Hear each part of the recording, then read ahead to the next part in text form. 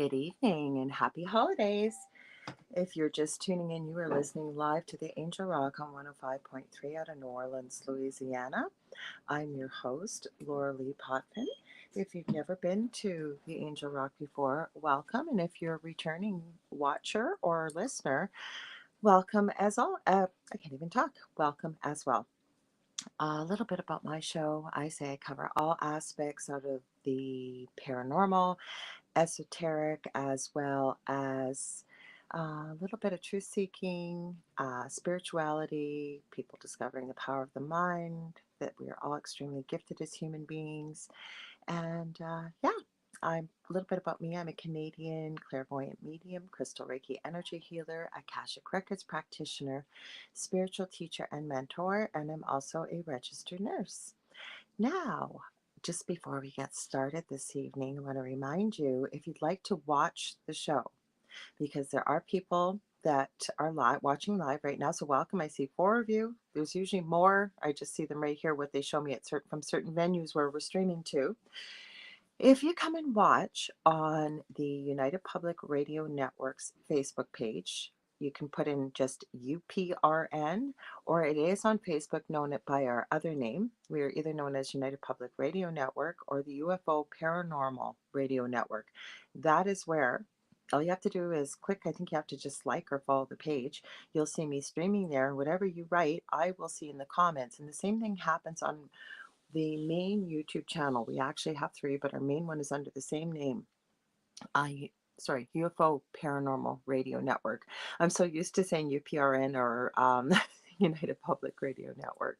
We have two names because the station's been around for quite a while, actually, 20 plus years. And just depending on what people's business is, because we have guests from all walks of life. Some people aren't necessarily affiliated with the paranormal. So that's why our wonderful owner, Joe Montaldo, who I wish Merry Christmas and say thank you to. He is in New Orleans, Louisiana. And because of what he's created here, we have this wonderful live platform for many of our UPRN family. There's many of us hosts on here, as well as syndicated shows. Oh, I would just remembered. I'm going to say hi to who's here right now in a minute, but I want to remind you in case I forget. I'm drinking coffee, guys. I'm exhausted. Did have a pre-recorded show, but I thought sorry, as I put my leg up, I was going to go live, and I'll tell you about that in a minute. But stay tuned because I have a brand new secondary show on UPRN here. And I think I mentioned it, but just in case I didn't, we are broadcasting out of New Orleans, Louisiana, but I am up in the Great White North in Canada. I have a brand new show coming with a very good friend of mine who is a co-host. He is extremely gifted. He's a medium. He's a psychic. He has a huge following over on TikTok. His name is David Hansel. I believe you look him up under the name of Spiritual Medium David Hansel. And he gets all kinds of questions people send in to him over on TikTok, asking him questions about like what happens when you die. Where do we go when we die? Why do good things happen to bad people? Or I'm sorry, why do bad things happen to good people? You can tell I need more coffee. And things like that. So he answers those type of questions. He's had a near-death experience, as have I as a toddler. So we have a new show coming to you. It'll be premiering on Thursday, January 5th, 2023, from 4 p.m. to 6 p.m. called The Thing at the Foot of the Bed. And what Dave and I are going to do, every show we're going to pick a topic. It could be one of those things I mentioned to you. What happens when you die? Why are ghosts present? Why do we see violent hauntings? What are UFOs? What are aliens?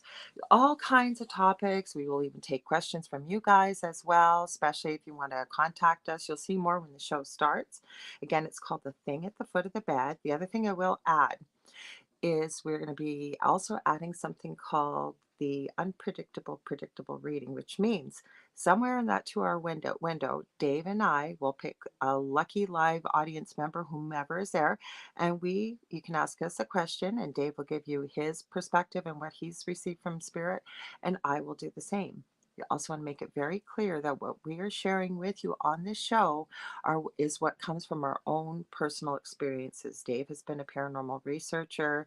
I have lived in an extremely, extremely haunted house. I've said it many times on the show. We've shared our experiences on the Travel Channel show Paranormal Survivor, Season 4, Episode 9, called Demonic Hauntings.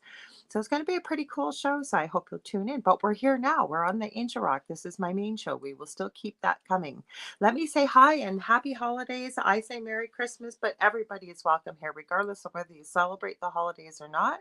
We've got Steve White. Good evening, tuning in from Oklahoma. We've got Christina Lantis. Welcome.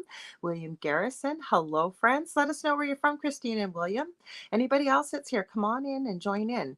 Now, I did have a pre-recorded show there. If you guys are into the UFO paranormal, or sorry, UFO, the paranormal alien type things, which most of us are when we're following this, you're from Michigan. Welcome. I'm in Thunder Bay in northwestern Ontario. The interview I did do is with Frank Jacob, and he's been featured quite a bit on the Inspired channel with John Nolan. We had quite the conversation, and he does have a 3-part long webinar called A Tale of Two Timelines. We get into some of that. We get into what those timelines might have looked like. One, and how we can change timelines a whole bit. So I'm going to release that at a different date just because one of our platforms that shall not be remembered or mentioned that starts with a Y and ends with an E. We have to be very careful what we say. And there were a few words on there that may either have to be bleeped out or what have you. But I will be releasing that show, and I look forward to sharing it with you because I had a very interesting, exciting, and phenomenal conversation with Frank. So William says, long list, pick place. I'm in Oklahoma at the moment, hopefully to be from here soon. And so from here soon, does that mean where we're broadcasting from in New Orleans, Louisiana? Or are you coming up to Canada? We've got people from all over the place, even as hosts here. My partner, the Dell, has a show on Thursday nights called The Delicious Recipe, not a cooking show. He covers it started out as conspiracy, but because and I hate that word conspiracy, I prefer truth seeking. So he just having to be careful over the last couple of years with what we say. He sort of has been branching out more into a bit of the paranormal, some of the unusual things like Bigfoot. He's very much into little people. I actually said to him, I've been with him for quite a few years, and I said, I never ever thought I would be having a conversation with you about fairy folk. And we actually had a conversation about that. So Steve says, speaking of paranormal survivor, where is Jack Kenna? I'm sure he's roaming around Massachusetts somewhere. You know what? You got to remind me. That name sounds so familiar. Jack Kenna, Jack Kenna. Oh, I wish I could remember. Now it's, you know what? That's driving me crazy. Please refresh my memory, Steve, because Jack Kenna. Oh, you know what I've been getting into lately, actually, and I have no idea why, but true crime. So William says, I may be going to Canada, but I hope to be leaving Oklahoma, but plan on going tropical. I am with you with that. Now, I don't know. I have lots of people who follow me on my Facebook page, but I will tell you, I have been updating you guys. I have been calling it, what have I been calling it? Storma, Christma, oh, Christma Christmageddonmus. Sorry, it was a big long name. I had to think about what I was calling it. We have had the storm of all storms. It was insane. Like last year, because where I live right on the shore of Lake Superior. And for those of you that might not be familiar, because we have people listening from all over the world, that's a beautiful thing about UPRN. I am on the shores. We have 5 Great Lakes in North America. And one of them, the biggest one, Lake Superior, I live on the shores of that in Canada. So I am about 35, 40 minutes away from the Minnesota border. And I live about 6.5, 7 hours away north from Minneapolis, Minnesota, the home of the wonderful Prince, one of my favorite artists. May he rest in peace. And speaking of that, I send all my love and healing and blessings and joy to all those who may be feeling alone or maybe sad or having a difficult time during this holiday season, especially maybe if you've lost loved ones or whatever that may be. And that's why I decided to go live tonight. Not that I think I'm any great savior or anything like that. I just meant there are a lot of people I've realized that are alone at the holidays. Maybe they can't get home. Like I would be surprised if anybody could have traveled into our city or out. That's where I was going with all of this. The snow last year, it was insane. It was the most snow I have seen probably in about 10, 15 years in our city.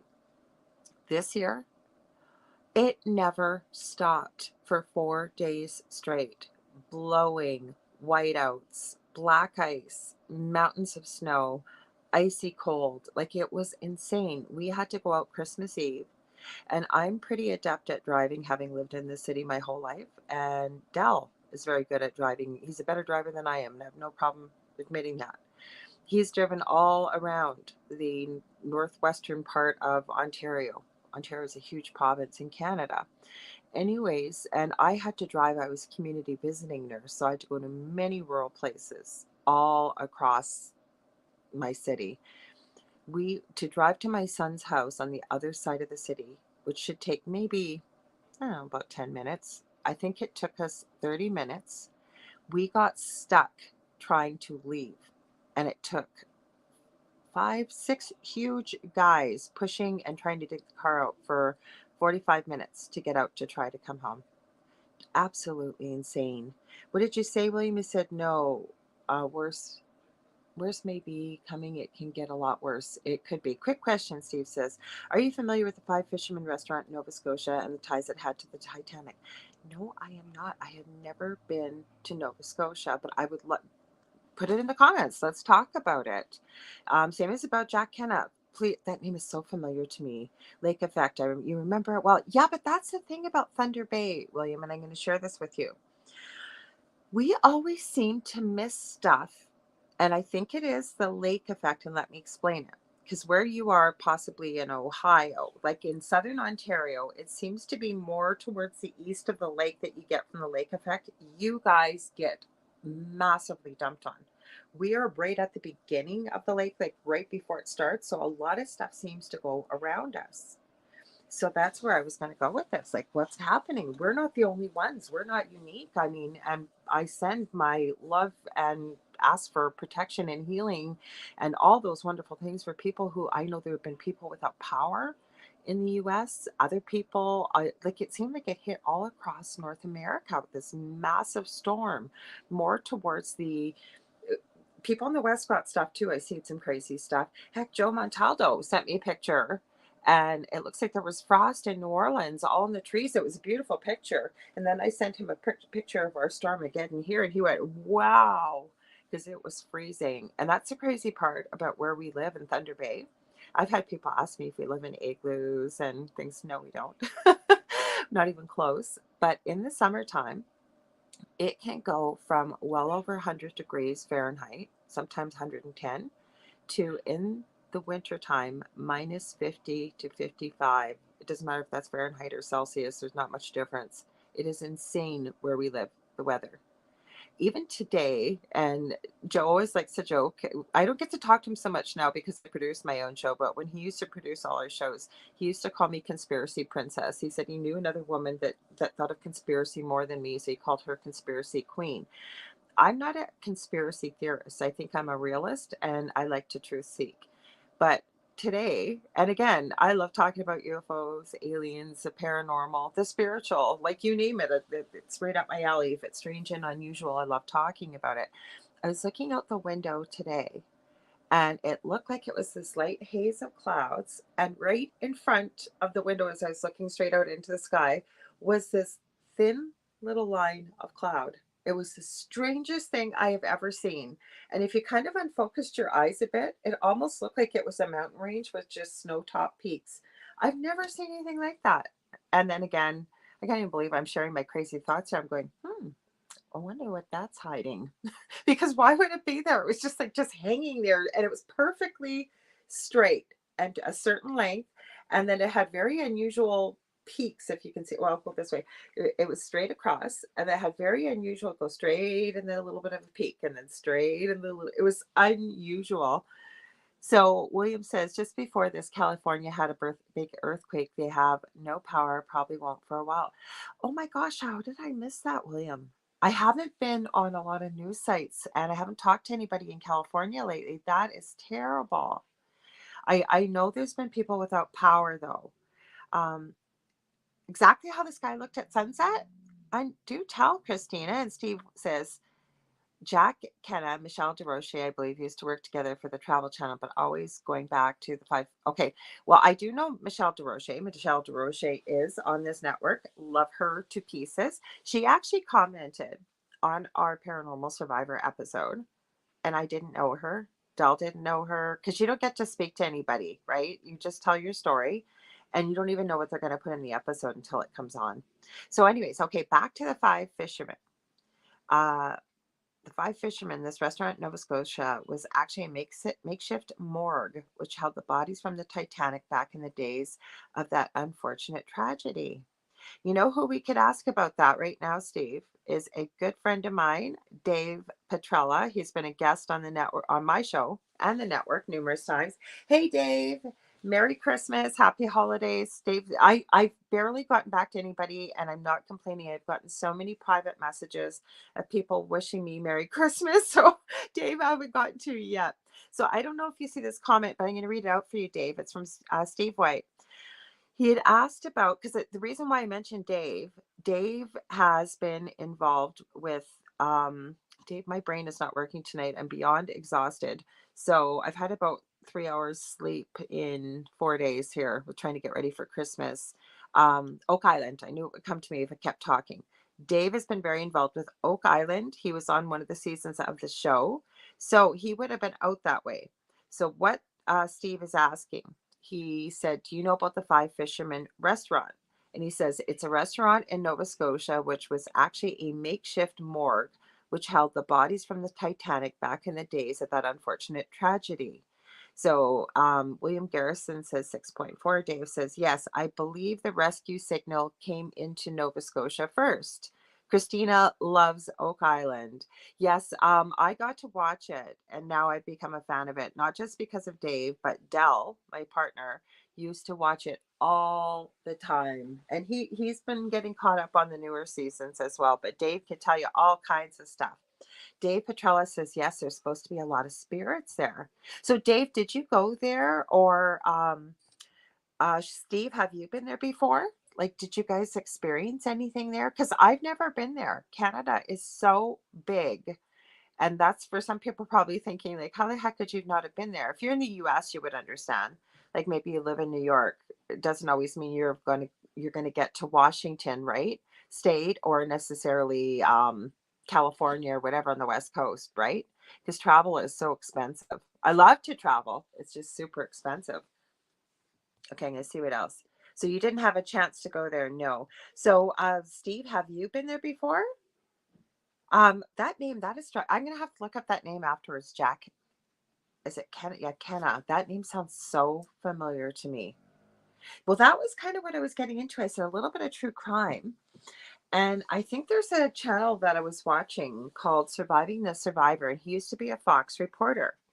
Now, with me being a clairvoyant medium and believing that all of us, we possess these intuitive gifts, but just like some people are more naturally good at things than others, like some people are natural born athletes, singers, musicians, leaders, mathematicians, right? Same thing goes with intuitive gifts. But can we strengthen these gifts? Absolutely. My whole point of this is this gentleman, I think his name is Joel on the YouTube channel. He was interviewing two ladies that call themselves psychic detectives. So I wanted to look into this. I wanted to see, like, okay, what do you mean psychic detectives? Because, it depends what you look at, what kind of research you look at. Is there people out there that, once in a while, if the police are really stumped and somebody's been proven to be able to be of assistance, they may use them? And these ladies were pretty impressive that they interviewed. I actually have been checking them out. I'm hoping maybe I might be able to have them on the show. I haven't reached out to them yet. I'm going to try to. I'm going to put that out in the universe. This one of them is a nurse. I forget what the other one is, but they shared quite a few points. The interview wasn't that long. Uh, the one lady was talking about as a little 5-year old.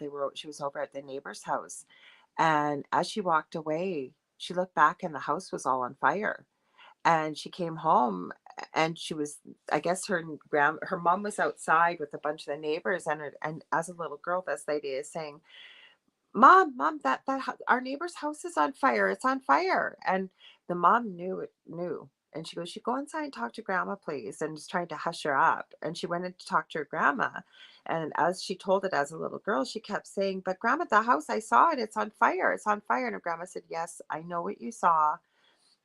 We don't talk about these things. And this lady's probably got to be in her late 60s, early 70s. And she kept saying how confused she was because she knew what she had saw and why couldn't they talk about it? Well, now she knows and things have kind of changed. Well, long story short, apparently the neighbor's house, and she had close friends like her age, kids that age, same as her, around 5 years of age in the house. It lit on fire the next day and burnt right to the ground. Luckily, nobody was hurt. So I'd like to investigate that a little bit more. But one thing, and I'd love to hear from you guys that are here. Have you guys ever seen this? I'm almost wondering why they haven't used remote viewing when it comes to like crimes and things like that. Because to me, and knowing what I know of remote viewing and having taken some courses with various different people that teach it, and I understand that it's not 100% accurate. Nothing is, but with remote viewing, and I know you got to prove stuff. You can't just say, well, because I saw it or whatever, right? Or spirit showed it to me. But remote viewing, you can get some pretty accurate details. I mean, you could even see where, you know, certain things, again, you got to be careful because as an individual, if you know things that hasn't been released to the public, I can get you in a lot of hot water. I'm going to read some of your comments here. Um, Christina Lanta says Nova Scotia sounds like an amazing place. Haunted restaurant sounds even better. Well, I will tell you, Christina, where we live, um, like Michelle DeRoche, who I mentioned, we first met her, she had been to Thunder Bay. She couldn't believe how haunted this place is. The guy that I mentioned, Frank Jacobs, been through here. I didn't know he was Canadian. He is. He lives in Budapest. Is it Budapest? No, Bavaria now. But he was a musician back in the days, traveled through here. But I have talked to many people if they've been here. And I'm not sure if it's because of all the First Nations history we have here. We have a one of the largest silver mines in the world, and there is a large mountainous structure about 10 minutes away from my house you can see, called the Sleeping Giant, or it's called, I think it's Nenabiju or Gitchagumi, and there's quite a legend with it. And believe it's supposedly this rock formation is a chieftain tribe, I believe from one of the Ojibwe tribes, and tribes, and he's laying down to protect this silver mine. And he looks like the shape of a giant laying down. Anybody that's tried to access that mine has died. They've not been able to excavate the silver from there. And then we have on the opposite side of the city some falls that are connected apparently to this legend, and they are called Kekabeka Falls, and they're called Little Niagara of the North. And depending on the way, apparently on certain days, the way that you look at the bottom of the falls, you can still see the Aboriginal princess that is associated with the falls. She actually saved her entire tribe from the wars that were going on between different First Nations. There were the Ojibwe and the Cree, I believe. It's quite a fascinating story. But I know that if you look it up, I think it's Ontario Paranormal Files, and you start looking, we have a place called Trowbridge Falls where crazy stuff happens. We have the perfect habitat for Bigfoot. We've heard many things, a lot of UFOs. It's crazy. So I'm not exactly sure what's going on energy wise in this city, but there is a lot of paranormal activity. So I'm going to go back and read your comments here, guys. Steve White.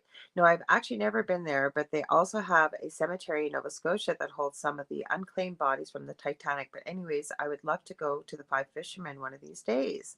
I'm sure they'd love to have you pop by there. That's cool. I'll have to put that on my list of to-do things on my bucket list. That is very, very interesting. So William says, I used to live at the Safety Harbor Hotel and walked at the Safety Harbor. Oh, sorry, worked at, I don't have my glasses on, sorry guys, and worked at the Safety Harbor Spa. The hotel was called the Haunted Hotel. Ooh, I love it.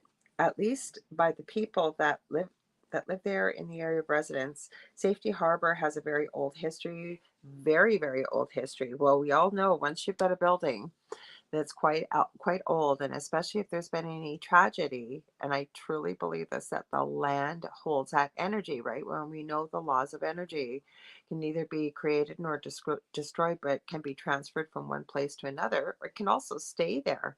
And I feel like when there's been something very tragic, that it's almost like it creates a stain or a scar on the land, and it holds that energy. I really believe that.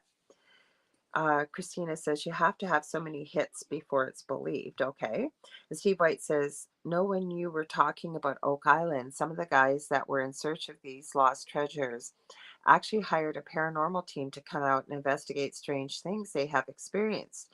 It was really interesting. Most of the crew were skeptical of the paranormal. I'm not sure if they still are, but anyways, it was interesting. Well, like I said, ask Dave. Dave's here. I know he's listening. So, Dave Petrella, what can you add to that? Maybe if you want to come on here, even I can send you a link, Dave.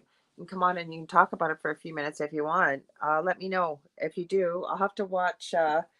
I'll have to watch for you because I got notifications turned off. So if you're gonna, if you're still there and you want to join me, let me know and I'll send you a link because there's some questions here that I can't answer, but I know Dave can. Yeah, we can do an Oak Island show sometime, Lorilei. Well, I know you're listening. If you are, Dave, let me know and I will. If you put it in the chat, yeah, you'll join me in a bit. Okay, let me know and when you're ready, just put it here in the chat and then I'll watch on my computer over here and I'll send you the link. Okay. So let's get to some more comments here. Um, Energy Point, the silver is a catalyst. It could very well be, Christina. It's quite the story. I have covered it on other shows and a lot more on the previous network years ago. I used to do a show Monday through Fridays and there were times when I'd be on my show and do, there was no video, but you do audio. So I did share that with people, but I know that in Kekabeka, now I have never experienced this, but, and Dell was not a big believer in the paranormal until we lived through what we did. He's still a skeptic. He still will question things six way to Sunday until he can, if he can't debunk it in any way, then he might consider it's paranormal. I'm not a believer that everything is paranormal, but I'm open to the fact that there could be another possibility to why it occurred if it's not debunkable. So, Lisa Guerin, welcome. She says, and happy holidays or Merry Christmas or however you celebrate. In my case, I live in Quebec City. I had always this feeling of being watched. I decided to use spirit balls. Are those the cat balls you're talking about? It worked after a few weeks. I'm not able to have clear conversation with whoever flashes the little balls. Okay, so let's talk about that a little bit because I lived in like I don't know if you're listening from the beginning, Lise, but I lived in an extremely haunted house, and my partner Dell's been thrown 15 feet across the kitchen. We've been burnt, we've been bit, we've been scratched. This thing started with a dream very quickly, told me it was demonic. I have no idea why. I was never looking for the paranormal. It found me. This is about 15, 16 years ago. Told me its name, told me how to spell it, tried to get me to follow it. And I can't say because it's not radio friendly what I told it to do, but under no in certain terms did I agree to follow that in any way, shape, or form. I told it where to go. And then told me it's animal farm. Now, I was raised Roman Catholic. I was forced to go to Catholic school, go to church. I don't have a problem with people that need church or enjoy church or whatever works for them. Just I do have a belief in a higher power. For me, it's God. I don't have a problem saying that. But to me, if God is your father, And I know I've never had to go any special place just to speak to my father. And the other reason is that if God is everywhere, I can connect. Anyways, I'm getting off topic. But I had never heard this name before that I was given, nor spelling. Ever, ever, ever. I looked and I could not find this name. And then fast forward about 5, 6 years ago when this happened, somebody contacted me that they were having a dream with a specific name and they'd asked me, is this demonic? And I said, well, this isn't my field of expertise, but I'll take a peek for you. When I took a look, there it was. There was the name I had been given, the exact spelling, the exact animal form, and it was a pretty interesting story about supposedly where it came from. Now, again, I wasn't looking for this to happen. I just about fell off my chair when I saw it, but it's not a common name because I get people contacting me all the time wanting to know what the name is. And I I don't tell people, first of all, because these are nothing to be messed around with or fooled with. I would never wish what we went through on a blade of grass. Did I look back in anger? No. Um, I in a way, I think it had to happen or I wouldn't be doing what I'm doing now. But no, I would never wish that on anybody. And a lot of people have no idea that when you are dealing with something that malevolent, that it's kind of like, and I've told the story many times, it's like taking a tool that's dangerous and nobody showing you how to use it and you just somehow figuring out how to get started with it, say like a chainsaw, and then it when it kicks back and cuts one of your limbs off and you can't figure out why. Is the tool evil? No. It's because nobody showed you how to use the tool. No safety precautions were observed. You know where I'm going with this? So it's the same thing when dealing with these type of things. I don't think we have to come from a place of fear, but I think we have to have some knowledge and be educated. Let me go. We got lots of comments here. Hey, Waldo, welcome. Good to have you here. Happy holidays. So Christina says, wait, I missed a few comments. Sorry, guys. Lise Guerin says yes. Okay, so my whole point of that, and then I get to your comment, Christina, is when communicating with spirit, and I don't know, maybe you're well versed in it or whatever. I don't think we have to come from a place of fear, but I think we have to come from a place of, do we know what we're connecting with? Have we protected our energy? Have we protected ourselves? Because once we open that door, it can create a lot of problems because, especially, and not everything is malevolent, not everything is demonic, but not everything is good. And I've seen enough to know that usually how something makes its way in there is because the human being is curious, wants to know, what the heck is this? There's something here. I know it's here, but what is it? And a lot of people are very grief stricken, and that can happen, obviously, when we lose someone that we dearly love.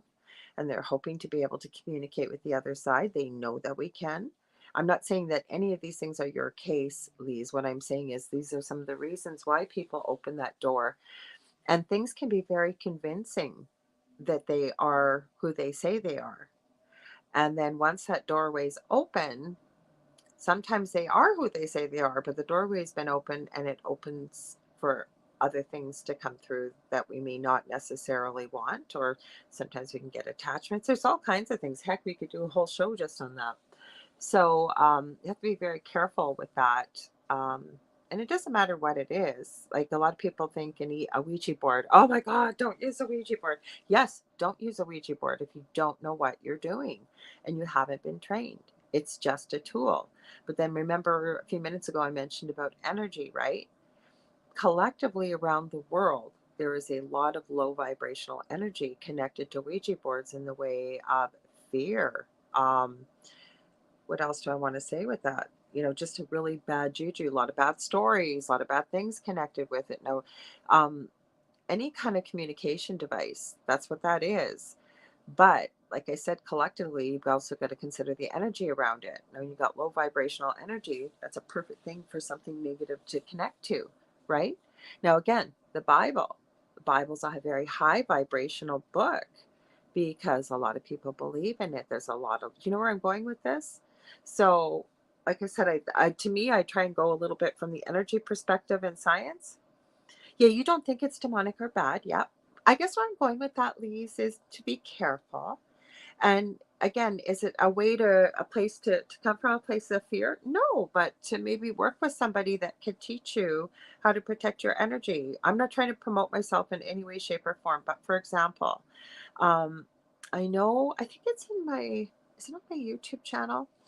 If it isn't, it's on my group Paranormal University, or and I think it's in the Angel Rocker tribe.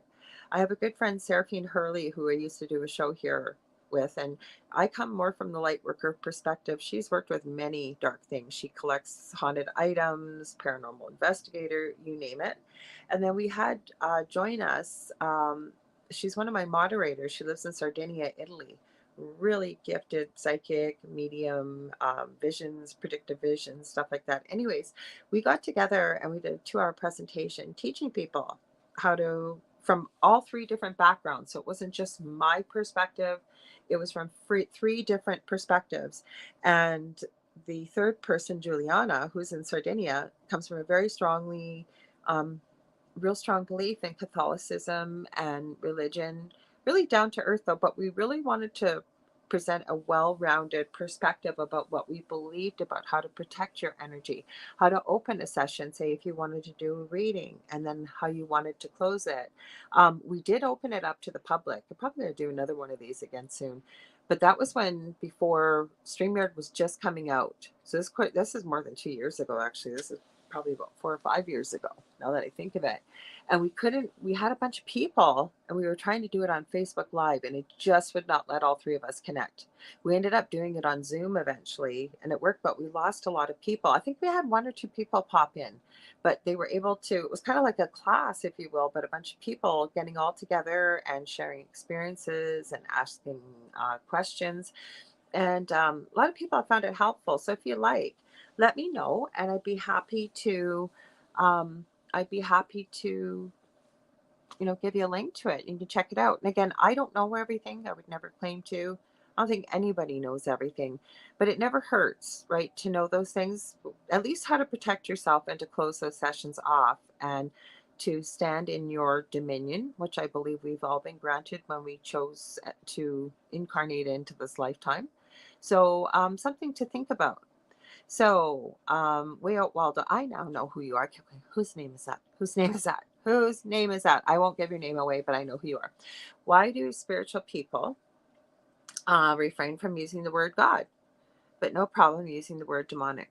I don't know. I don't know if you were here. I said God, and I didn't refrain from saying it. I don't have a problem refraining from saying it. I just try to be respectful of everybody's belief systems. But it's a good question. It really, really is a good question because obviously that's your experience or your perspective. But I don't have a problem with saying it.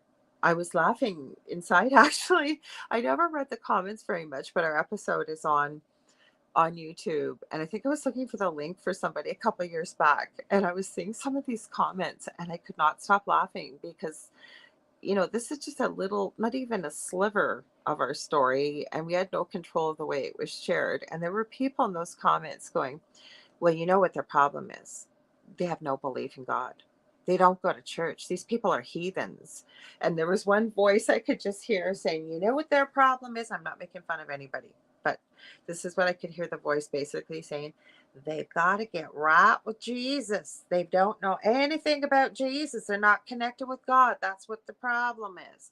You don't know me. You don't know me from a hole in the ground. So that's my whole thing.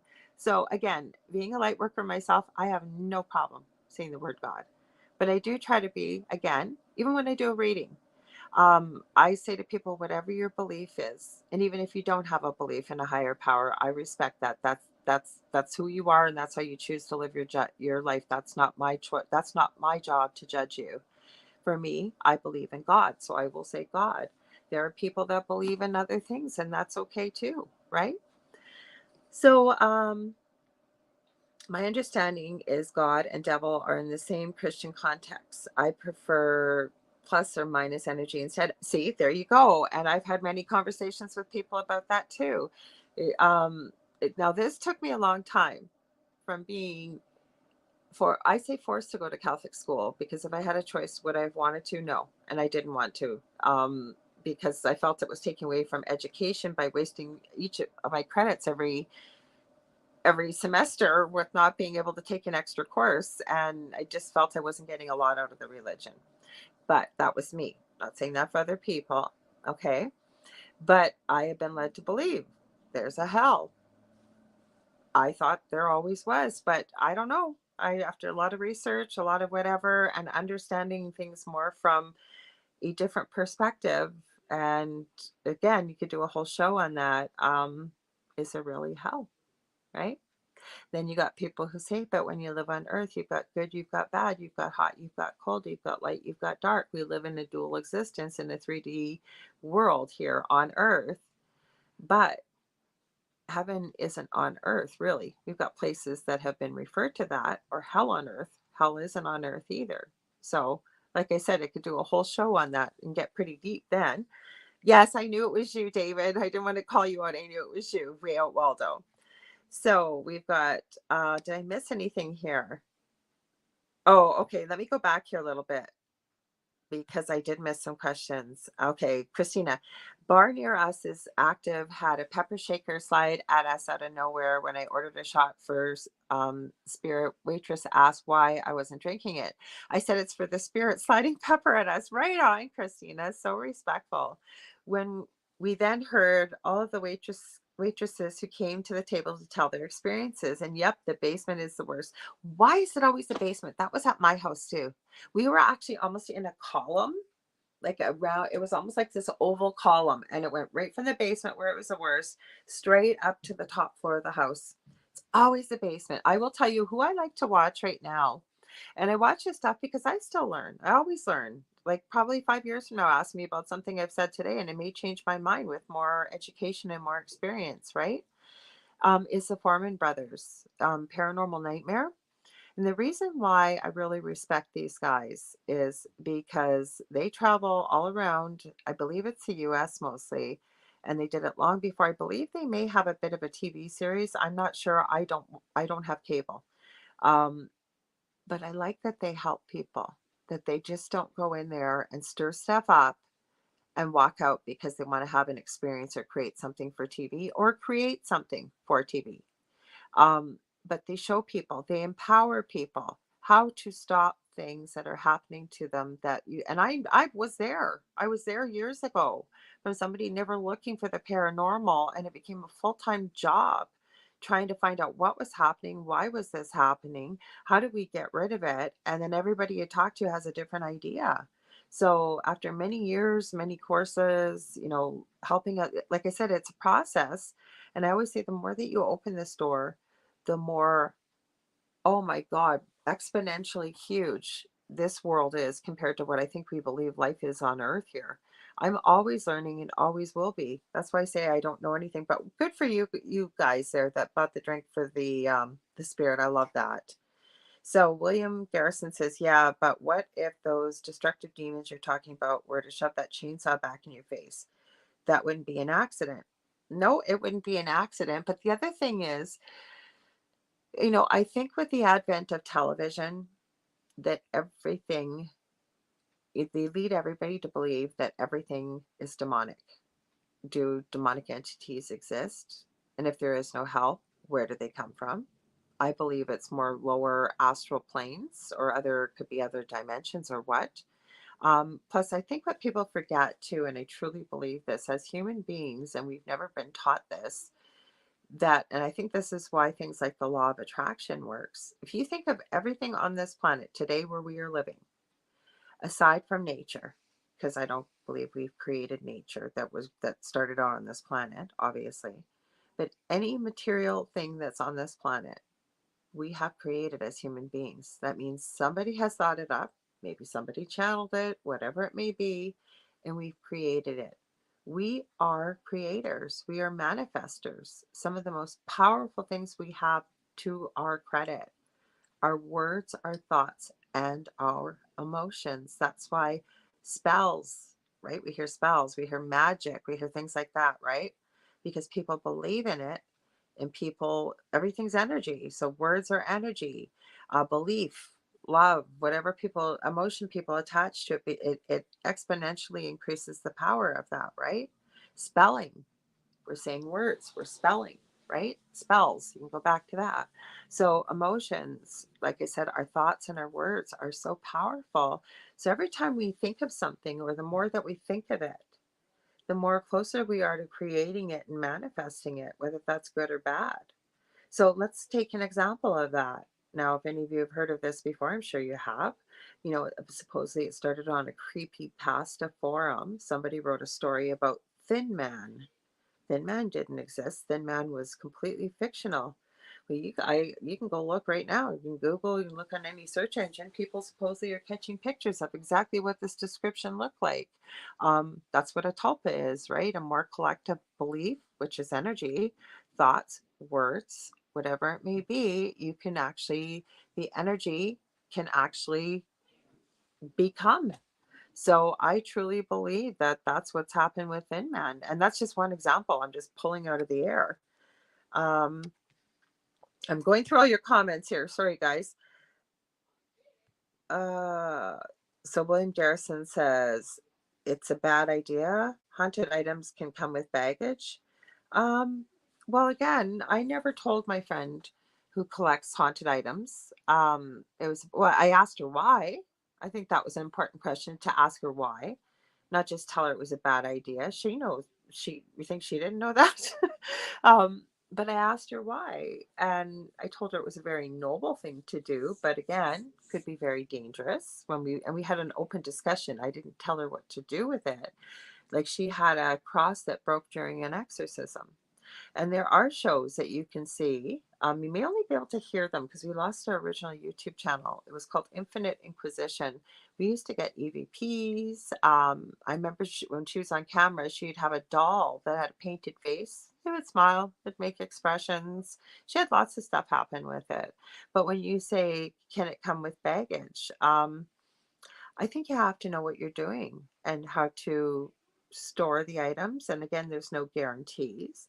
But the reason why she had said that she collected these items was she didn't want somebody that was in possession of them and didn't know how to, as she would say, maybe bind them or keep them so that they were in a safe space so they didn't end up in some innocent human being's hands and create more havoc. That is why she took on that responsibility. And for me, myself, I thought that was very noble because there are things out there that do have collective energy. I mean, you can go back to the uh, late Ed and Lorraine Warren and the doll that they have there. I forget what Raggedy Ann doll, I think it is. I forget what her name is. What they have to do, these things can happen. Okay, so Way Out Waldo says Jesus was an ascended master. Even the Buddhists refer to him the same way Buddha Isa was Jesus. Yeah, and when I do the Akashic records, excuse me, I'm going to grab a drink because what I deal, and I love the Ascended Masters, is I deal with the masters, teachers, and loved ones. So um, I deal with any of the Ascended Masters. There's teachers on the other side. So that's what we refer to them as a collective. And why we get into a collective. Could I deal with an individual on the other side? Yes, but we get a lot more information, I find, and from what I've taught. And I've also found this dealing with the collective versus just dealing with one individual, because you get one perspective, right? One person's information, what have you. So William Garrison says, I got lucky. I didn't really go to school, kind of skipped it and went to college when I was old enough, a little here in a little there. I got to go, but not enough to brainwash me. I love it. And I was thinking exactly that, William. Exactly that.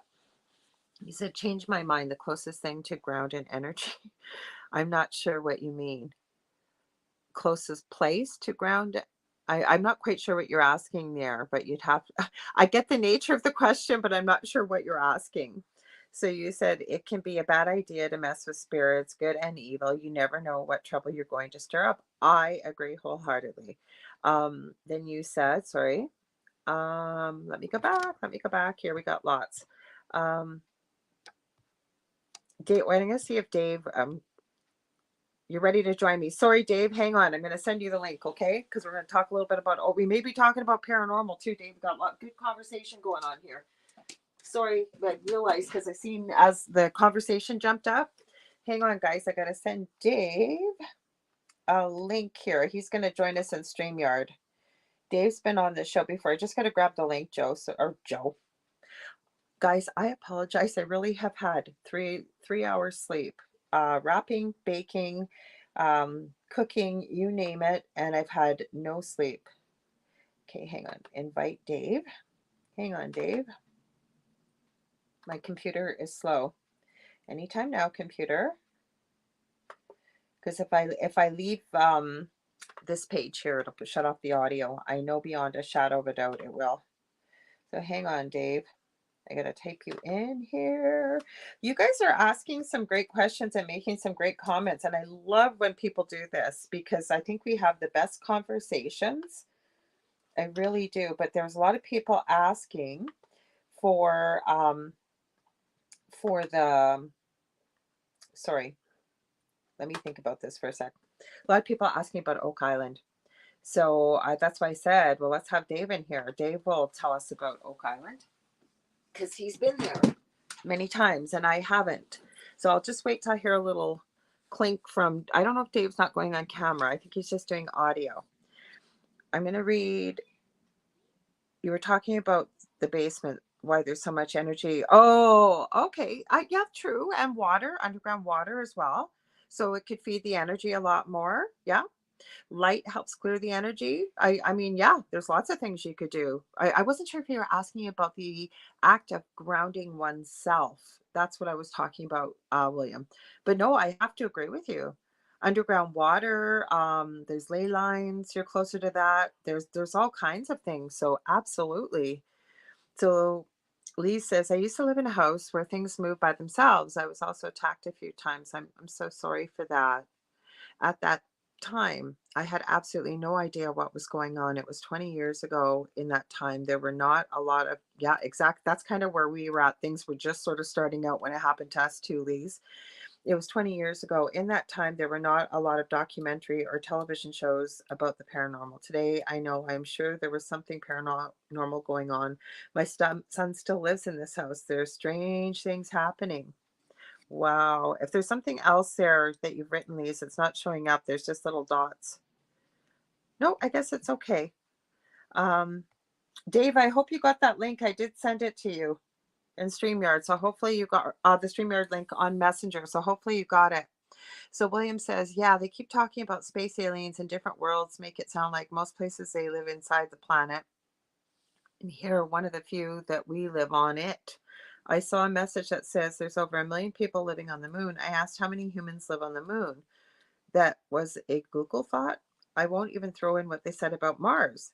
Well, William, do you know Augie Nost or Nori Love? They put on a show Tuesday nights. They're both good friends of mine. They've been on my show quite a few times. They do Broadcast Team Alpha. And they've created 3 videos. And I'm not going to have the right titles, but you can look up Broadcast Team Alpha or Augie Nost, and there is basically strange things on the moon. There's Dave. Hang on. Hey, Dave. Come on. Hey, Dave. Hey. Good. Hey, Lorilei. Good to see you. Sorry, kind of short notice, but we're getting now we're getting into the paranormal and aliens and stuff right up your alley. But hang on, I'm going to finish answering this. Anyways, Augie and Nori have done 3 videos. I've shared it with so many people. I think I've shared it with Dave, and it's strange things basically on the moon, strange things on Mars, and strange things on Earth. And I can tell you the one on Mars, I just about fell off my chair because it looks like there's a human being on the planet Mars. Augie tells you in the documentary how he got the footage, where he got the photos from, or if he knows, like say on the moon, he will give you the longitude and latitude. And they're not wearing any equipment whatsoever on Mars. Do you remember seeing that, Dave? Yeah, I do remember that. That was a while back. It's probably like a year and a half ago or something. That's actually one of the first things you sent me. I know. I remember sending that to you. Well, the other thing I'm going to add very quickly that has recently blown my mind, because there's a lot of things I have either seen, heard about, or are open to it, even if I haven't experienced it or seen it. But this blew my mind. I recently watched A Tale of Two Timelines. It's a paid webinar by Frank Jacob. And I don't know if you got to the third part of the webinar yet, Dave, did you? Yeah, I finished it. It was great. Okay, Excellent. Yep. so okay, so he can back me up on this. Hmm. When I watched this, it was about 5 minutes into the third part of the webinar. There was looks like this guy going into a pet store, and there's the sales clerk there, and he goes, oh yeah, well, this is the alpha rat, he's chipped, and he goes, watch this, and he puts him in a box, and then he slides him under this, it's about this big, and it kind of looked like a black lamp. It wasn't, but like a mini lamp, and you hear this buzzing noise for about 30 seconds. He opens it up, and there, I think there was 3 rats the first time, Dave, right? There was Yeah, I think about, yeah. the alpha, and then 2, he called them, I think, split offs. And the guy's going, what? And I'm going, what? I had to watch about 3 or 4 times. And he's going, yes, well, any simple organism can basically be chipped, and we can do this with. But I think it's more humane to feed the split off, basically rats, for a better term, as feeders than we keep the alpha. And I'm thinking, how is it more humane to feed off 2 cloned rats to, say, a reptile or something? Because if they're living and they're breathing and they're walking around and moving and whatever else a normal rat is doing, more than likely they can feel. So I don't know if it was a sales tactic or what. Then the guy proceeds to take the alpha rat, put it in another box, same device. Seems like he did it a little bit longer. And he goes, now watch this. Opens up the box, and there's like 8 or 9 smaller rats. And I'm going, WTF? Like, this is what you have in big city pet stores now? But my whole point was, he then said, yeah, we thought we can use the alpha about 18 times. And then, and he kind of pauses, and I'm yelling at the screen, things go wonky. And that's exactly what he said. And I kept thinking, well, I highly doubt that this is more humane. It's a sales tactic. But for me, what went through my mind is, if this is what they're doing in pet stores, we don't have this in our pet stores as far as I know. Not that I buy feeder rats. But my point is, what else are they doing? Like, what are they doing behind the scenes? What did you think of that, Dave, before we get into Oak Island? Oh yeah, it's I mean, science is probably at least 50 years ahead of what Yep. we see publicly, obviously, and all the Hmm. technology and stuff. But the more times you split genes, you start really compromising their integrity, which is why he had Absolutely. mentioned that it gets wonky after a while, which Yeah. is true. And even when you're not doing lab experiments and things on animals or organisms, even amongst the population, that actually happens. If you have too many recessive genes pairing together, then you end up in trouble, and that's just something that happens. Yeah, but this is what I'm telling you. They're trying to normalize cloning. Like, this is Oh just yeah, a normal absolutely. pet store that they walked into. And then to me, it's a sales tactic to say that it's more humane to use the split offs, I think he called them. Correct me if I'm wrong. So the animals that were Something like that. Yep. created, the genetic split off from the alpha rat, the main rat that they're using, that it's more humane. How is that more humane? I don't care if you're a clone or a split off or what you are. If you're walking, breathing, and moving around, you're going to feel and sense the same things as what the alpha rat is going to feel. So how is that more humane? Yeah, it's just like double speak stuff that they like to do. Put it right in front of us, and then and try to spin it to make it seem like it's not, as questionable as it is. But Mhm. if you're thinking clearly and straight, it's like, man, I don't care how you say it. It's not something that I want to participate in. At least me. No, Speak for myself. no. And then I want to thank Dave way out Waldo. He has shared Augie Moss YouTube broadcast team alpha. Thanks, Dave. I appreciate. David. He's a David. So thank you. I'm just, if you would have William Garrison said, if you would have Googled some unusual questions back when, we can't say that word here on YouTube, so we'll say the Rona first started up, you would be surprised what your actual factual answers were. But well, yeah, don't even get started on that one. Believe me, Dave is well versed in this, as I am too. And so is David, I'm sure, right? Most of us are. So let's get into Oak Island. Now, what was that question? Do you remember what they asked? If not, I'll go back, Dave. What were they asking? I think it Um, was something about paranormal investigations on the island, I believe. Oh, okay. Whoever's here that asked that question, please feel free to repeat it, because we've had quite a few. And you guys, I'm loving this conversation, loving your comments here. So thank you. Um, Okay, where I'm back in here, I'm reading the questions. Oh, about the paranormal investigators. Did they call in paranormal? I remember it now. Did they call in paranormal investigators to the Oak Island show to explain some of the Hmm. strange things? And he said most of the people didn't, it looked like they didn't believe in the paranormal, but he wasn't sure what they believed now. So, what were your thoughts on that? Oh, yeah, it's a really interesting dichotomy on the island. I'll start off by saying this, to my knowledge, in terms of what's, and you have to remember, guys, too, that what's shown on TV or what's shown on the episodes is maybe like maybe 10%. And you know, Laura Lee, too, because you've I had know. experience. But it's maybe 10% of what is actually filmed over the course of the season. So you see very little to start with. And then what you do see is usually edited as Yep. well. And sometimes it's edited in a way that is not true to what actually happened. You know, they splice words together and you can hear it sometimes. The sound clip, kind of like it'll kind of like flip a little bit or like waver a little bit. And you can see they put that in there. So in any And they case, had no say in it, right? I want to say Merry Christmas in person now, too. Merry Christmas. oh yeah, Merry Christmas But for they sure. have Thank you. no say in it, right? Like this is what the network does, because that's what happened to us. We were interviewed for 6 hours, and like people say, "Oh, I saw your episode" or whatever, and we'll say, "Oh, good. Well, what you saw the first time, that's what we knew. That's how we found out what was in the episode, right?" So the guys don't have anything to say about it, do they? Not really. I mean, Mm-hmm.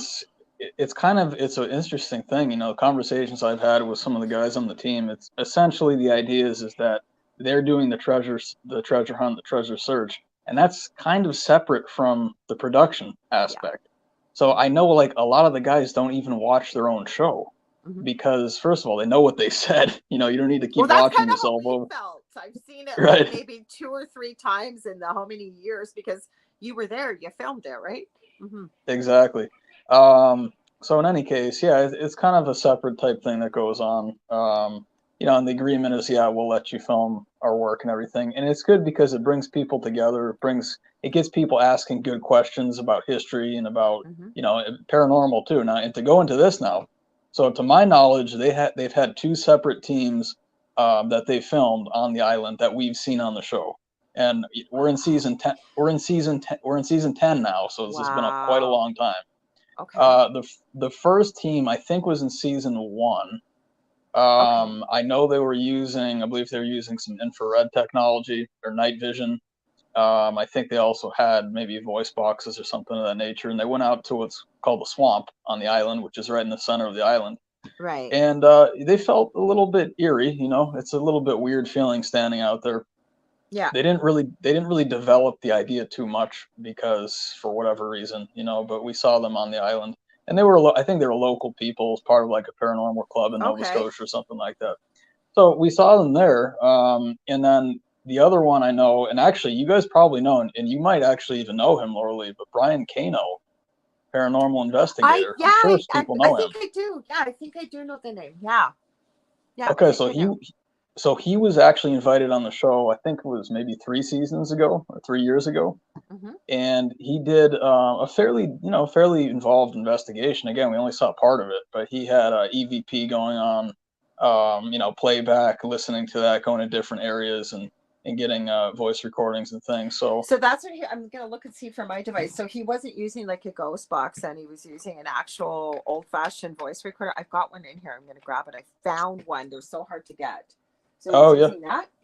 Mm-hmm. yeah, I think he's just using a traditional voice recorder. Yeah, as far as I know. Yeah, I'm trying to find mine. Mine is in here when you're talking.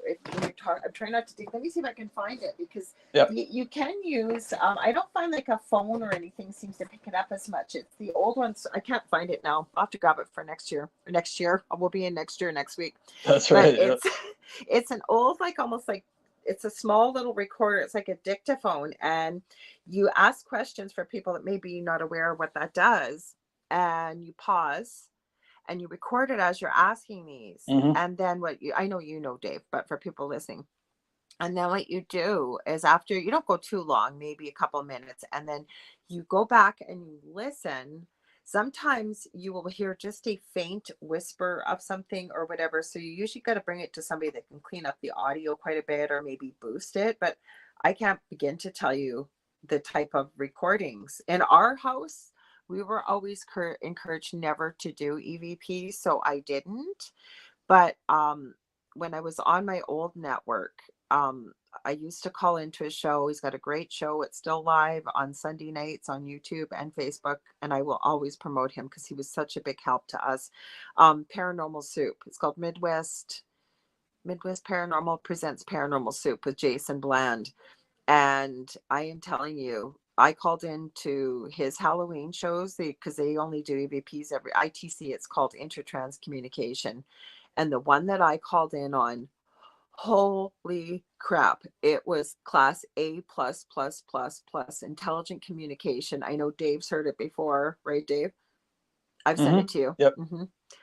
It said the host's name. It kept saying, I'm searching, I'm looking in this creepy, ghosty like voice. Same thing. The Halloween after, when we were on the same network, we had something called a spookathon. It was 84 hours straight of straight live paranormal radio. I think it said my partner Dell's name. It said a bunch of stuff, but again, class A type EVPs versus, what did they find anyways? I'm getting off track here, Dave. I didn't even ask you. Sorry. What did they find with EVPs? Anything? Well, again, what they showed on TV, what they were focusing on was, I think it was over the shaft called 10X, and you guys have to, well, people know about Oak Island. It might have been C1. I thought it was 10X. Can't remember. But anyway, the idea is that there's a treasure buried very far below the ground, at least 150 feet, if not, further, maybe up to 235 feet, something like that. And it's essentially, it's like a conduit. So they think that there's skeletons down there. They actually pulled up bones before from 160 feet in a different part of the Money Pit area. Yeah. But Dan Blankenship, who was the guy who actually dug 10X, which was a huge undertaking, I think it was in the late 1960s, early 1970s, he actually dug it by hand, and he used railway from like trains, like tanker cars, basically. He turned them vertically, and then he put them into the shaft to line the shaft to make sure it didn't collapse. Okay. And and he went down 180 feet like that, and then he actually had an additional about 30 foot long, 2 feet, maybe more than that, maybe 50 feet long, 2 feet wide tunnel that went down below that. And what he said, because he went down there himself in like the old fashioned scuba gear, which is amazing. He almost lost his life several times going down there. But what he said is that there was a body down there. We're talking about 235 feet. This is on one of the first episodes of the first season, and everyone laughed.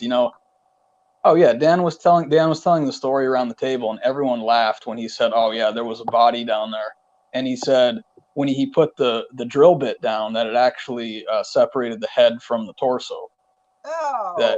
And I'm a nurse, but well, that's what he was saying. That's what he was saying. So did they get any EVPs though? Okay, right. So I'll just 5 more seconds with this. So the idea behind this is that some people say that the people who did the work on the island and buried the treasure and all this stuff actually were, the stories that they were chained to a post under the ground after they finished the work, so they didn't say anything. They couldn't escape and tell anyone what they did. So there were supposed to be people who actually lost their life underground there when it flooded, the chamber flooded and everything. They were left down there. So what the EVP was, it was a reference to a chain, I believe, something to do with like free me, or like I'm chained or something like that. And it did kind of sound like that. It was pretty convincing for me. So did they have anybody in like, and I'm not saying me, but I'm saying someone like me that could come in and possibly help these people realize they could cross over, they could leave, or I mean, I would love for that to happen. And here's the thing, Lorilei, is you mentioned it at the outset here, but the Oak Island team, I would say most of them, and I don't know fully, but my feeling about it is that they're not really spiritually open to the broader spirit world. And in my opinion, on the island, that's a problem, because you have all kinds of stuff going on there. You have literally every type of spirit form. I mean, I can tell, we have a little bit more time, I can tell all kinds of stories about what people have seen there and experiences. So if you're going into that and you're trying to ignore, or you don't want to acknowledge the fact that there's some weird stuff going on, then you're missing the story. You can't. I don't think you can figure it out unless you embrace the whole story. So if there are spirits or disembodied spirits or whatever, we should be aware of it and try to acknowledge and help them. Well, especially people like when we were starting out the show. I don't know if you were quite here yet. I was saying though that with the laws of energy and everything, that when you have something really tragic or just terrible or sad happen, I almost feel like it leaves a scar on the land, if you will, Oh yeah. and and including because a lot of people don't understand why we have earthbound spirits, and there's a lot of reasons why, including that not everybody's trapped. That's I know you know this, but for people listening, not everybody's trapped that stays here.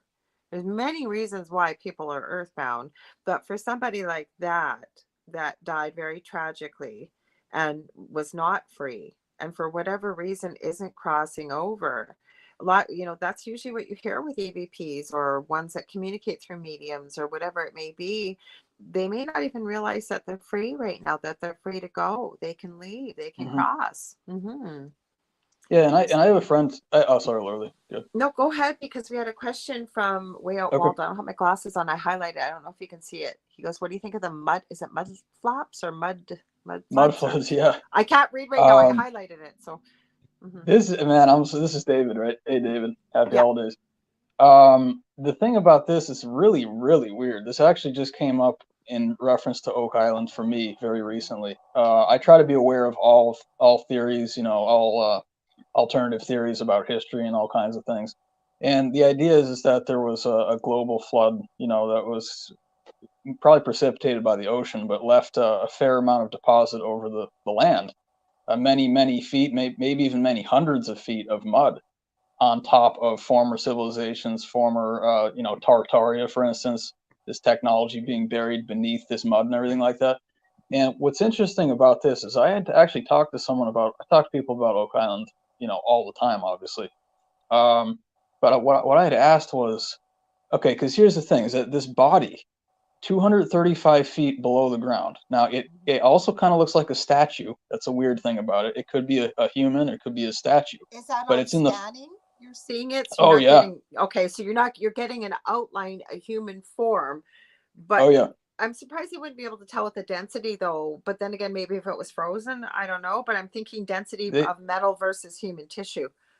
Well, they were saying someone had said that I mean, if you have a body immersed for that long, and it is salt water, first of all, because Hmm. the flood tunnel idea is water coming in from the ocean. Hmm. So it would preserve the body to a certain extent, but what some people believe is that it would create like a gel-like material. The body would not have its density like Do it you had think it would be before. mummified? I actually don't know. That was Not one of the persons. desiccated mummification, so meaning not dried out, obviously, Yeah, because you'd be preserved, in right? water. But I'm just going to be gross here, and I don't mean to be, but think about cucumbers with pickles when you're pickling, right? Now, don't get me Yeah, wrong, right, there's right. an acid added with vinegar, but we're talking about salt here, which is a preservant. So to me, with the temperature of the water, somebody Hmm. mentioned something about nitrogen narcosis in here too, but I know that's if you're alive or if you're diving. I think they were referring to Dan Blankenship, if you could see things. So that was interesting. Sounds like William, you might have thought that Dan Blankenship was seeing things. They've got proof that that bot, whatever it is down there, right? Right, Dave? Like something is down there. Oh yeah, it's probably stranger than anyone could ever possibly imagine. I have my feelings about some of what's going on, but what I wanted to add really quickly is that I talked to someone and I asked them. Actually, it was a channeler. I have friends in Yeah. every field. I believe in listening to everyone's feedback. I'm a very open person. I'm also a scientist, though. Mhm. So I have both of those things going when I go into an investigation, which is, in my opinion, essential, especially if you go into a place that's spiritually charged and you're not paying attention to the spirit world, you're missing the point. You're missing a lot of the point. You can't get the full Oh, picture. you have to be. You have because everything's energy. So Right. you've got to be cognizant and even be open to the fact that we don't know everything. So you might learn something new, you might experience something new, you may we don't know everything that could be there. So you're right. I think we've got to educate and prepare as much as we can. Somebody had mentioned Exactly. Yeah. about not having fear, which is true. Respect, yes, but not fear. And go on, David. I didn't mean to cut you off. I wanted to add those things.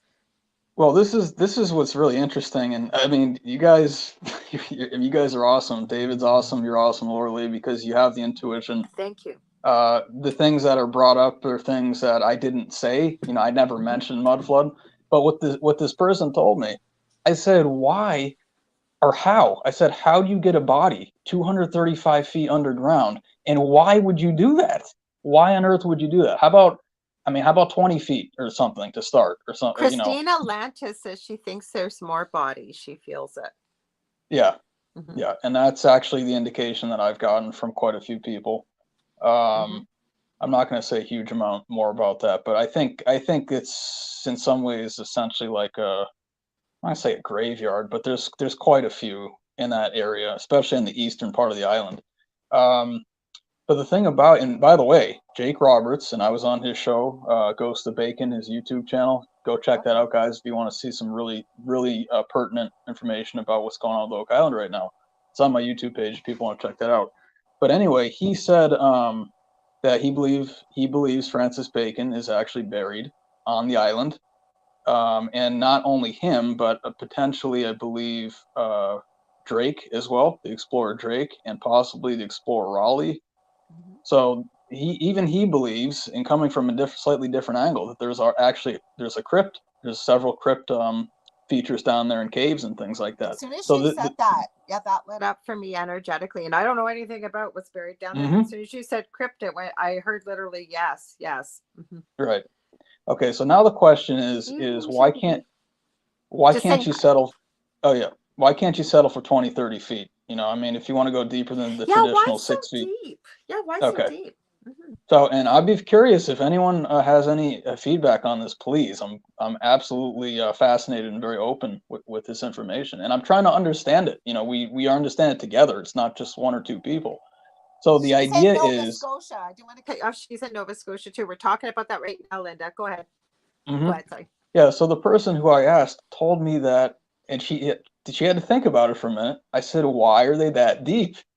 And the thing about channeling is that the channelers, in my experience, well, most of the channelers that I've worked with don't really fully understand what it means. That they're just getting the information coming through True. them, like Yep. a conduit. I'm the So if I, mailman. if right, exactly. Hmm. So if I was to go back afterwards and ask them, can you explain what that meant?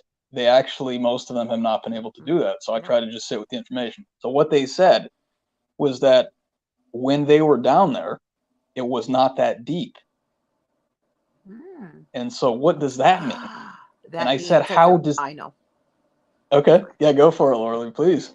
There has to have been some kind of flooding or some kind of evolution of the land and the depth of the water, that when they originally were buried for whatever reason, to me, this information I'm getting, and as I'm talking faster, I feel like I'm channeling this. There was Hmm. something, whether, and it feels to me like, and I said tropical storm in my head, no, something of a magnitude of the likes of that we hadn't seen before, that wiped out many things, and that is why they are at the depth that they are. Exactly. Yeah, I Okay. think I think probably we're talking about some kind of tectonic activity, or Oh, okay.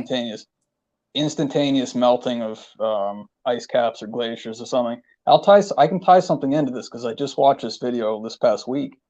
Is that in I guess the late 1500s, early 1600s, there used to be, and if people have studied cartography at all, if they studied old maps and things, there were lots of like land masses that are just not on maps anymore, and people like question, were they ever there? There's Okay. a couple. I gotta Okay, finish it. I gotta yeah, I finish it. Go got ahead, go finish go it. for Dave and I are like this. You should see it. Like yeah. there was the fly in the wall when we're talking. Okay, so somebody, I think it was William, that mentioned about, has anybody noticed the Mandela effect has gotten worse, like more prevalent, like it's happening more and more? Is that what it is, or again? Let's have a discussion about this. Or is it that through whatever weather patterns, tectonic activity, um, whatever it may be, that these land masses are mysteriously disappearing? Or is it something else? Are we Oh moving yeah. timelines? Are we moving timelines? Like, who knows? Yeah, it's something I mentioned recently too, Laura. I don't remember what show it was, but I've done a lot of research with the mound builders throughout the eastern seaboard of the U.S. and Canada, and they're Hmm. basically like conical, mostly conical. Some are long mounds that are built of clay and dirt and rocks and things like that. And all the sites that I went to, they were completely void of any kind of energy. I actually felt nothing. I even went Oh. to some sacrificial areas of the sites, and I was standing there, and I was expecting to feel kind of, spirits, maybe some that had not crossed over yet. I didn't feel anything. So one of the things, there's two things I think about this. There's two separate things. The first one is that just because and this gets very, very out there, gets very metaphysical very fast. But just because you see something and it looks like there was human activity there, or it looks like there were dinosaurs or something there, technically, according to the quantum world and the metaphysical world, you can actually just create that to look like it's like a Mm-hmm. stand-in, to look like something happened, so that people are like, "Ooh, I wonder what happened." But Mm-hmm. it could have been a phased, like shifted timeline where it's actually you were taken out, or the former people were taken out. You had a new backdrop put in, and then the new Yeah. people came on top of, inset on top of the new dimension. So just because we see it, it doesn't mean it actually happened. It could have been all fabricated. I don't know because I wasn't there. Well, I think first of all, I'm going to read Christina's comment, but I think William said this before you said what you said, but I have to agree. He said, with everything going on, I'm not sure what you can believe in at the moment. I agree. Yeah. And then Christina then said, under the island, under island like vents, the trees are not actually native. The oaks, the trees stabilize the island. Now that I couldn't tell you, but I know we've got Shady D or Linda here, who was originally from that Nova Scotia. We've been talking all about Nova Scotia. It's so funny. I'm so glad you showed up, Linda, because I'm thinking, geez, I wish Linda was here. Dave was here I was going. That's why I have Dave on here. Dave Petrella. He's worked on Oak Island. He's been on the show many times, but he knows what's going on. He's been out there. So what better person to have to talk about this? Now, David, way out Waldo. No, I don't know if I've heard of Yeah. this. Oh, Zealandia. yeah. Yeah, And David, you and me need to talk. We need to have a show because this is excellent information. okay, well, This is enlighten us. I haven't heard of right. this one yet. So Zealandia was supposedly part of a larger continent that's beneath New Zealand, Mhm. and you can see it if you go to Google Earth. You can see, like, I don't know if it's a few hundred feet, maybe a little bit more than that, beneath the surface. You can see what used to be exposed to the air. That was not. Okay. Some of these, what they're called, like continental shelves. Oh, yeah, They're I've heard of not those. that Yeah. far beneath the surface. I mean, it seems far because there's a lot of water on top of it, but like 300 or 400 feet, that's not very far of a distance. It's really not. Mm-hmm. So we're talking about all these lost continents. We're talking about cataclysms. What I wanted to bring up was the idea of Friesland. It's a really interesting idea that's kind of a hot topic right now. The Frisian people, the story of the Oralinda book. I'm spending some time with that right now. And Friesland was one of these originally islands that was kind of close to Iceland and Greenland. Supposedly, Mm-hmm. it was kind of between them. And then you had another one, called High Brazil, which sailors, they went, that was off the coast of Ireland. That people went out there, and then sometimes they saw it, and sometimes they didn't. I've had people tell me that there's still land at the North Pole, but you have to be in the right dimension to see it. It's up there, but it just looks like an ice sheet to most people because they're not high enough vibration to see what's going on there. So Okay. what I think it is that, yeah, we're talking upheavals, and I think that these really strange events have happened a lot more frequently than people would ever imagine. In terms of resetting populations, resetting the Okay, so planet, let's stuff talk like about that. that. Yeah, because that's what I've been Yeah, talking about, and I've been getting a lot from Spirit. And I said it a few times on here, but not very much. But what I've had this for a while, and I kind of believe it, is because we don't really know the truth about history. And we don't unless you dig and you find what the kids these days are calling the receipts to prove it. You can't prove everything, but there's some things you can. That I really believe, and again, in getting this from Spirit, that, right, unless we realize what true history is and it's been changed, we don't know what the truth is, we are destined to keep repeating the same mistakes over and over, right? So to me, and from what, again, getting this from Spirit, but I almost feel like we are in the sixth or seventh, between five to seventh, or fifth to seventh ideation of humanity, where we get to a certain point about where we are now, and then something happens and we keep repeating the same mistakes over and over, And then we almost got to start at ground zero and build our way up. Because I really believe that's kind of how the pyramids got there. There seems to be more and more technology. When you start looking at some of the messages our ancestors have left us, depending on who decodes it or how they look at it. I don't know. What's your thoughts on that, Dave?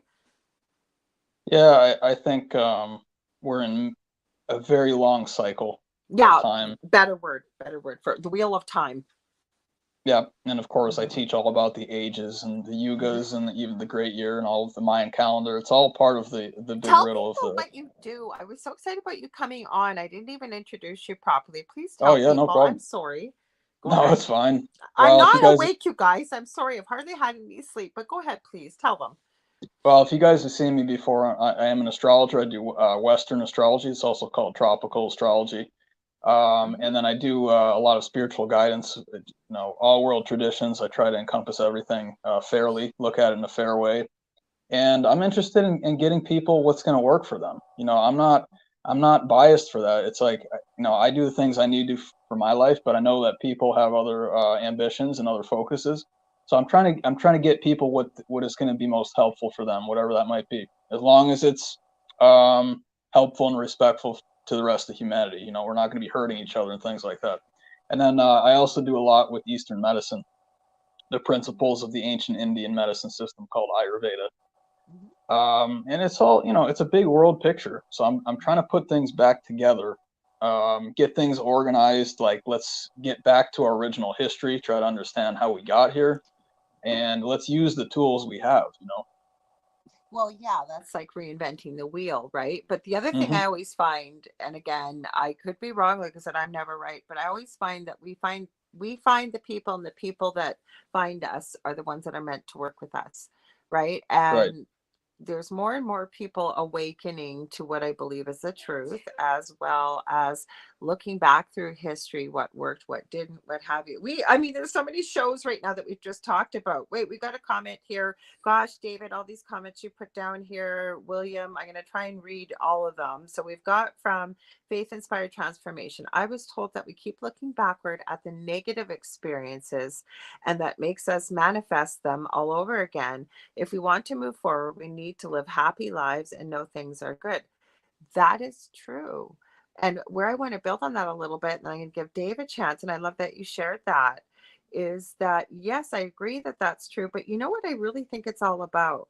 And I think we forget is there are so many of us, and we almost fall into what the agenda is without pushing too many buttons or causing any issues with censorship, is that we're following the narrative. Not everybody, I'm talking about the global sort of thing, right? And people are fighting amongst each other about this is right, that is right, this is the truth, no, this is the right thing, no, this history was right, that is blah blah blah. I think it's really simple. If we could just agree to disagree, if we don't agree, put it aside, unite all together, right? In love, and say this is what, what, talk amongst ourselves. Maybe we've got to start at a local level about what'll work locally within our area geographically. With the advent of technology, eventually we can get to a point where, say, where I live needs to connect with somebody over in Africa. You guys have got something, we can have a trade, whatever. You know what I'm talking about? Mutual cooperation, mutual respect, hearing one another, no judgment, love, and unification. And I think that that's where we could really, really achieve peace. We could achieve no hunger, all these things, but put all these little micro things aside. Like if we don't agree, let's not fight, let's not argue, no judgment, anything like that. And maybe I'm asking for utopia, but I don't think that's impossible. What do you think, Dave? No, we can definitely do it. And the way that I start is I start with the foundational teachings of spirituality. I'm like, let's get that stuff straight. I think Yeah, it's but I'm very. not I even think. teaching. I'm not even teaching. I'm really simplifying this for people because people are Hmm. going to hear spirituality and it's going to turn people off. So we all know what love is. We all know what that's about. We all know as adults agreeing to disagree. So, like you said, what you're doing, I love what you're doing. You know, you do. I love what I'm doing. But what I'm saying is the people that are meant to work with us will, and people that want to dig deeper, do whatever, absolutely. But right now, where we are with what we've been through, there are more of us than them. Let's put it that way. And I'm not saying a us versus Yeah. them mentality. What I'm talking about is joining together in love. Okay. Focusing on, we all want freedom. We all want enough to eat. We all want a roof over our head. You know what I'm talking about? And then people that want to date Yeah. deeper, Yeah. people that want to delve deeper, whatever. Yeah, absolutely. But what I'm saying, the solution isn't that difficult, is where I'm going with that. Right? Yeah, I agree. The basics, we have to get the basics down. Mhm. You know, the stuff, like you're saying, Laura Lee, the stuff that every human needs, the things that make our That every hearts human happy. does not have freedom. Right. There's hunger. There's a Yep. real imbalance, and I think, and again, I don't have all the answers, but I think that being on this planet, the number one thing, because I think Earth is a school. I think it's one of the most difficult places we incarnate into in one lifetime, with the fact that we come in with spiritual amnesia. We come in these dense, heavy, fragile bodies, right? But there is no need, especially in this day and age, to have hunger, homelessness, things like that, lack of health, all these things. And people should be free to experience and explore, like you say, Ayurvedic things, like, or like I do crystal Reiki, or somebody wants to stick with whatever they do, but to have those options, but to meet those common first needs, get us on an equal playing field, because I believe that Earth is meant to be in balance. Everything is on this planet. When it's in balance, we have harmony. But there's so much disbalance, or unevenness, if you will. So really getting things to an even playing level. And then, yeah, once people are safe, secure, fed, have a roof over their head, maybe working in a field that they really enjoy, that's something else to look at eventually. But I'm talking Hmm. about getting into balance first things. And then, yeah, people are going to find you. They're going to find me. They're going to find everybody out there that's doing what they're doing. But we got to get to a certain level first. I don't know. What do you think? Oh yeah, no, I agree. We got Mm-hmm. to get the basics established. It should have happened a long time ago, in my opinion. Mm-hmm. That's part of why I think that there's alternate agendas and some nefarious things going on behind the scenes, because Mm-hmm. it seems like we should have been here a long time ago. Like, Mm-hmm. why are we still lagging back so much? I say it every day. You know, a lot of it's out of frustration too. I'm like, guys, we have all the resources. We know how to make, Yep. mass farming and stuff. I argue we could even do that, or in an organic way, if people wanted to commit themselves to that. We know how to build houses. You know, we have what we need. So what is the human mind is what's wrong. There's something, well, and I have to We say got to this. unite, first of That's all, right. because there's like how many billion of us versus unelective, less than 1%, calling it all. And all we got to do Yeah. is stand up and say, not on our watch. Nope, not happening. But we've got everybody arguing, right? Like there's little groups, people arguing and what have you. I Hmm. won't go further. Like I said, Dave and I, we do a show, and then it's like, oh my God, there's so many things we could talk about more. I wasn't planning on having Dave on. It's just people were asking about Oak Island, and you were here as you always are. And thank you to everybody that supports our network and my show. I really appreciate this. But Christina asked a good question. She says, has anyone done is it horary chart for, I don't even know what that is. Do you, Dave? I don't. Yeah, it's. I believe it's when you essentially predict the timing into the future and things of that nature. I've Okay. heard. I've heard some dates thrown out when I've asked, when is this going to happen? When are we going to see this? I haven't seen an actual chart yet. If someone wanted to send me one, I'd be happy to look at that. But I really think, and you brought up Frank Jacob before, Laura Lee. He's talking about the pole shift in April of next year. And that comes with also dimensional shifts and reorganizing timelines and all this kind of stuff. Doesn't, these physical, in my opinion, these physical events don't just come with changes in the physical environment. They come with large dimensional changes that affect the whole system, the whole grid. The natives are calling it the fifth sun, so I think we're coming into a new Earth is the idea. And I fully believe, I agree with you, that new Earth is going to have things set up so that we all have what we need.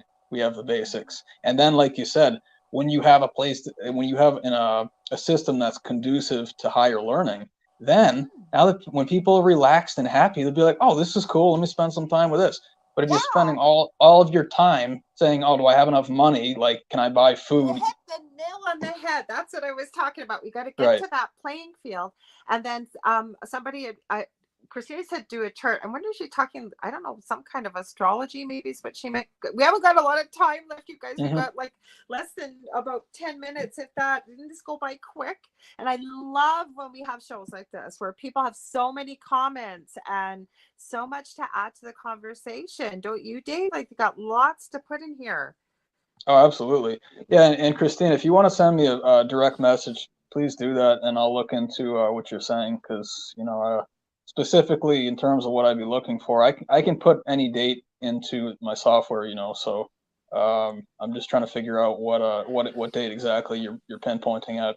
Okay, I'm But not trying to stir up stuff here, but I highlighted this comment. Now, I okay. I don't know if you were here, Faith Inspired, but Dave's a big supporter of the show. He's been on. Dave's been at Oak Island. He's been part of the show. So, and I'm not trying to cause any arguments or anything, but I can tell you that Dave, you've seen some of the things they found. Because for people listening, the comment is, and I'm not singling you out or pointing fingers either. I think that this is a quick little conversation piece. She said, he or she said, I think that the bits and pieces that were found at Oak Island were red herrings. What do you think, Dave? What's your thoughts on that? Well, some people say that things were planted by again, I'm not trying to stir anything up either, but I'm aware that these things can and do happen sometimes. To have things like, for instance, the lead cross, that's kind of the big one right now. There's a lead cross that was supposed to be from either 12 or 1300s that people thought was related to the Knights Templar, and they thought someone planted on some people have suggested that it was planted on the beach to lead people astray or to make money for the program. And it's totally possible that you could have just dropped it. Someone could have just been walking and dropped it there, or dug it down 5 inches and buried it. It could be, who knows what it actually is. But this is what I do know, is that we will get the answers we're looking for. And at some point, because this mystery is not going away. So I think at some point in the next 10 or 15 years, maybe even a little bit longer, I sometimes question the level of interest that people even have in Oak Island. And I'm not saying people currently interested in it. I'm saying, like, here's a good example. When I'm in the Oak Island groups, I don't really see young people in those groups. In fact, I don't know if I've seen really any. I'm probably the youngest person in that group, and I'm 35. So I think there'll come a time when it's like the interest has kind of abated a little bit. And then the people who are ready to take it to a different level are ready to step in. Myself, I've got several of my friends who want to do it differently. If I did it, I would have a full, for lack of a better word, full paranormal team. I'd have people who were channelers, psychics. I'd have people clearing energy. I'm also going to have traditional science there. What We're going to about be doing. remote viewers? I brought this up Oh earlier. yeah. You guys, I'm telling you, remote viewing, and I've had this argument with Joe Montaldo, because he's told me that when it was part of the U.S. military, that they could only do certain bits and pieces. They couldn't get anything precise. Now, I've trained with Dr. Chuck Kennedy, who has many remote viewing teams, and they solve cold cases, missing children, what have you. It's pretty cool. I just been thinking I need to have him back on. And he actually, I believe, he worked with the KGB as well as a bunch of, not for them, with them when putting together this program. And I didn't go far enough into it, and I need to get back into it. But he teaches people how to, when you find a body, to be able to tell if, like, you remote view and you find it, if their heart is still beating, if they're still alive, with whatever. But the detail that people can get, and they work in teams, and all you get, like, because I started this program, I did the training stuff, is you get a 12-digit number, and each 12-digit number that in the practice sessions relates to somewhere on the planet where something is hidden. That is how incredible remote viewing is. And his team, I believe, it's been measured, had a 93% accuracy rate. And you don't just go into the past, you can also go into the future with remote viewing. So it's a pretty powerful, I believe, underutilized tool. And again, probably not so much based in science, I think, but I think it would be a good adjuvant. What do you think, Dave? It would certainly be something to look at, I think. Oh yeah, absolutely. Hmm. Anything that any tools people have that I think could be helpful, I'm totally open to that. If people want to send me, I mean, if anyone's seen stuff or you have ideas that could help me and the people in the search and everything, please send it out, because there's lots of ways, I believe, to arrive at the answers, and some of them are scientific and some of them are not. And Mhm. some of them are not hard physical science, more things like metaphysics and things of that nature. So we will figure it out. I know we Mhm. will.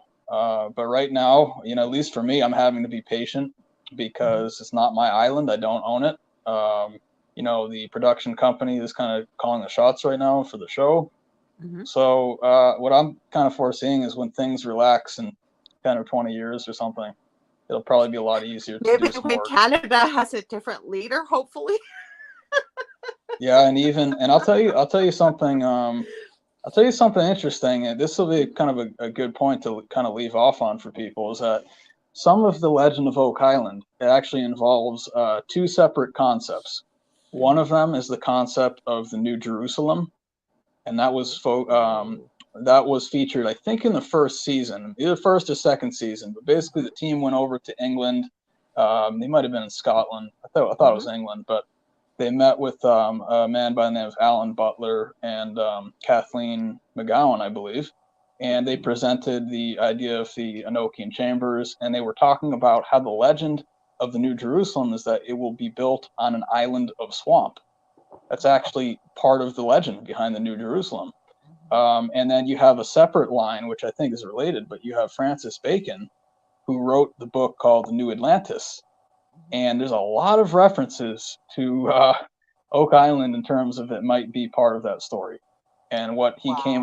what Bacon came over here to do was Mhm. supposedly to start a new Atlantis or to start the new world or get it kicked off or get things set up or however you Wow. want to Yeah, look we at that. do need to do a show on this because we're almost out of time. I do want to add something quickly that William Garrison said it's a bit dangerous messing with time, depending how you're doing it, if you're creating a paradox. But with remote viewing, if you're not interacting with anything and you really shouldn't be, or you're not changing anything, you just basically a fly on the wall, if you will. Nobody sees you, nobody hears you. You're just there to observe, document, see what you hear, and whatever. I mean, there's people I know that have interviewed people and things. I mean, that's a whole show we could do just even on remote viewing. So I'm going to end off with this: faith inspired transformation. You can also remote view different timelines. Absolutely. She said, I would love, or he, I would love to remote view Oak Island and Shag Harbor, but I think there are active blocks surrounding them. And there you go. Because Christina Lantis just said Yeah, could be a protective block. Hmm. speaking of that, I've had multiple people, again, psychics and channelers, and I've asked them, who did it? Who's responsible for Oak Island? And they went into their meditative state, and like Hmm. 15, 20 seconds went by, and I'm like, are you seeing anything? And every single person, Laura Lee, this is like three or four separate people. This They told, wall. yeah, well, yeah, they told me they said they're not letting me see it. They're not letting me see it. But a Mm. couple of people said it was one group, but in terms of what's not being shown and the reason, in my opinion, for that is because it's part of the Earth timeline, and things have to happen at specific times for all of Wow. humanity to benefit from it. So if it was revealed too soon, it wouldn't be the right time. For instance, when I went there in 2017, I did a lot. They filmed my work for 9 hours, and then I went back in 2018, actually off camera as well. None Hmm. of my actual work was shown on the show. And I think the reason for that is Hmm. because it wasn't time. Because the things that I was talking about were getting Yeah. too close to the heart of the topic, the heart of what was actually going on with the island. And I I believe there's ET intelligence involved with this, actually, or angelic guardianship, of some sort, maybe both. Yeah, So but I just angels fit. would tell you. Angels, I can tell you that Okay. angels would at least, I really believe, at least tell you that this is not meant for your eyes, or this is, Okay. we're not permitted to show you. Because I've never, with working, and again, I haven't encountered every angel, but my point is they're here to help assist mankind, I believe. Even if it's something we're not meant to see or participate in, they will tell us that we're not meant to, that it's not the right time, or Okay. their love, right? So to me, alien, possibly.